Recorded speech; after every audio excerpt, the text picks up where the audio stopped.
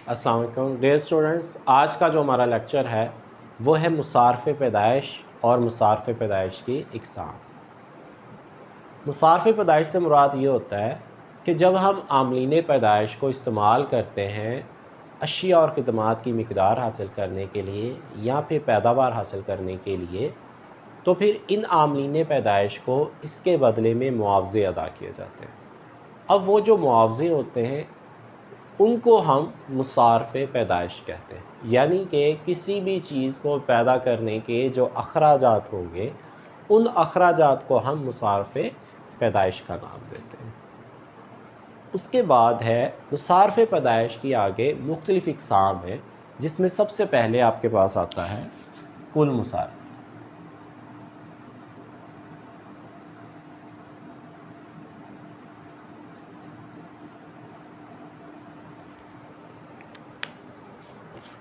जिसको हम total cost से जो होता है वो ज़ाहिर करते हैं। कुल मुसारिफ किसी भी शय की कुल पैदावार हासिल करने के लिए जो आपको मुसारफ़ पैदाइश बर्दाश्त करना पड़ते हैं, हम इनको कुल मुसारिफ कहते हैं।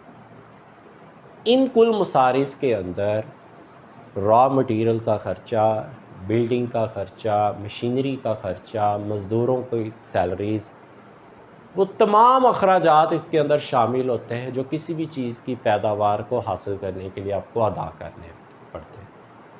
इसको हम कहते हैं कुल मुसारिफ, कि किसी भी शय की कुल मिक़दार को हासिल करने के लिए जो आपको मुसारफ़ पैदाइश बर्दाश्त करना पड़ते हैं, हम इसको कुल मुसारिफ का नाम देते हैं। ये जो कुल मुसारिफ है इसको हम दो हिस्सों में तकसीम करते हैं कि टोटल कॉस्ट जो होती है ये बराबर होती है आपके पास fix cost plus variable cost. अब ये फ़िक्स कॉस्ट क्या है, वेरिएबल कॉस्ट क्या है? फ़िक्स कॉस्ट जिसे हम मुआयना मुसारिफ कहते हैं।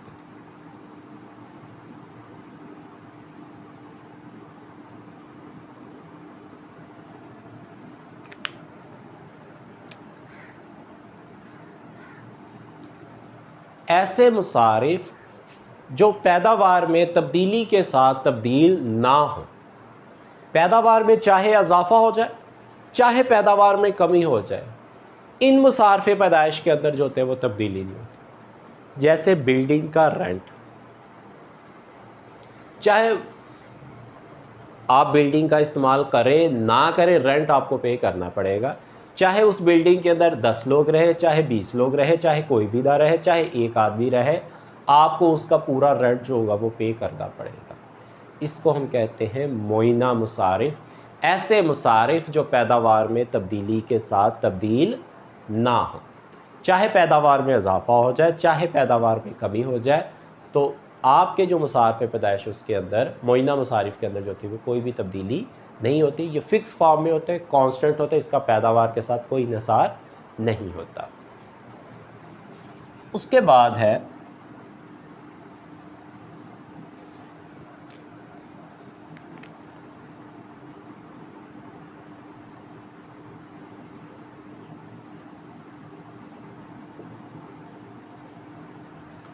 मुतग़य्यर मुसारिफ, जिसको हम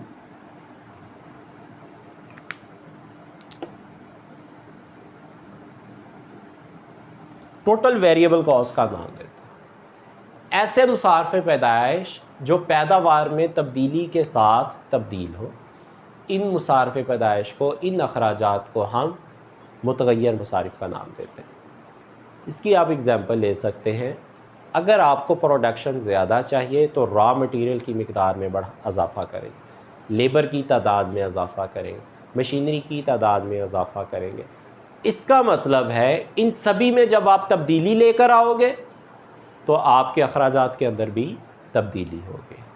तो इसका मतलब है कि ये वो अखराजात हैं जो पैदावार में तब्दीली के साथ तब्दील होते हैं।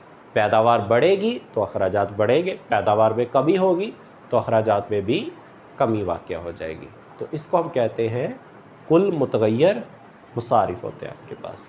अगर हम मुइना मसारिफ और मुतगय्यर मसारिफ दोनों को इकट्ठा कर देंगे तो ये बन जाएगा आपके पास कुल मसारिफ। उसके बाद है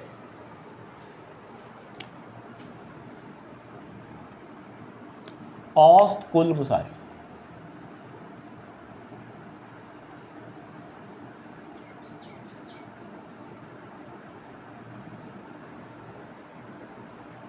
एवरेज कॉस्ट।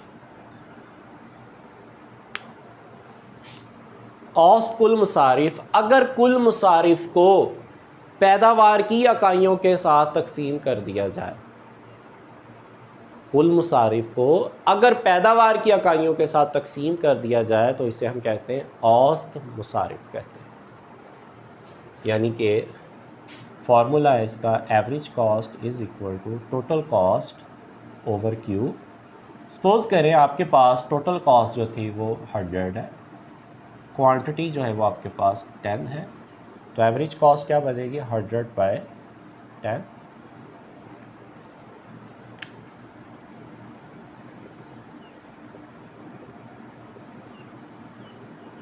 तो ये आपके पास एवरेज कॉस्ट आ जाएगा। तो इसका मतलब है कि अगर टोटल कॉस्ट को क्यू के साथ आउटपुट के साथ डिवाइड करते तो ये आपके पास औसत निकल आता है। अगर हम total cost, fix cost, variable cost, total cost बराबर है आपका fix cost plus variable cost, इसको बोथ साइड डिवाइड करवा दे क्यू के साथ,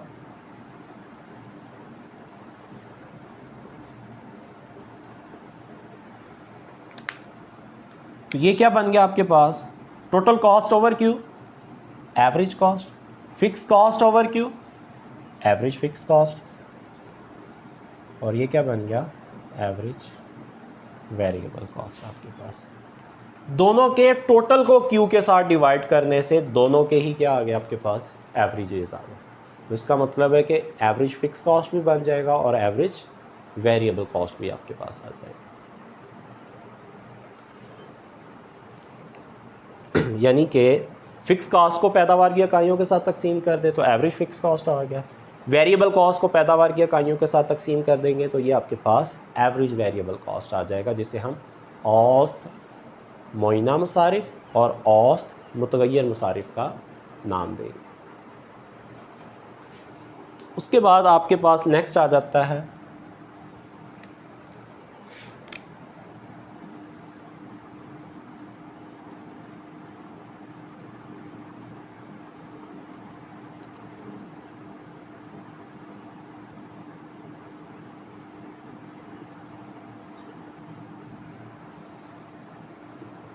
मुख्ततम मसारिफ, मार्जिनल कॉस्ट। किसी भी शय की एक मज़ीद इकाई पैदा करने के ऊपर जो आपके अखराजात में तब्दीली वाक़या होती है उसको हम मुख्ततम मसारिफ कहते हैं। या फिर आप कह सकते हैं कि आपके कुल मसारिफ में तब्दीली की जो शरह होती है उसको हम मुख्ततम मसारिफ कहते हैं।